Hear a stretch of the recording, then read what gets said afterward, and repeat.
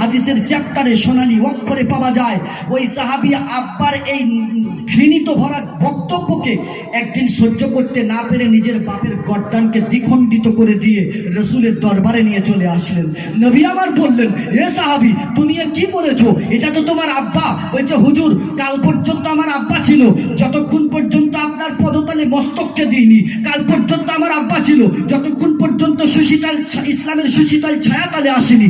যখনই আপনার কলমা পড়ে মুসলমান হয়ে গেলাম, যখনই আপনার সুশীতল পদতলে নিজের মস্তককে লুটিয়ে দিলাম। ওয়া ইজ্জাতু মির রাব্বি কসমে রব্বে কাবাদি, আল্লাহর কালো কাবার কসম করে বলি, হুজুর, আমি যেদিন আপনাকে ভালোবেসে ফেলেছি, সেদিন আপনার আর আমার ভালোবাসার মাঝখানে আমার আব্বা নামক দিয়ালটা ছিল।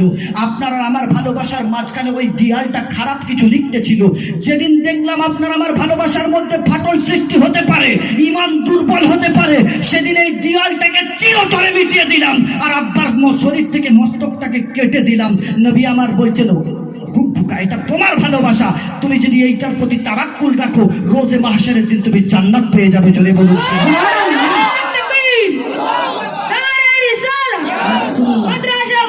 জিন্দাবাদ, জিন্দাবাদ।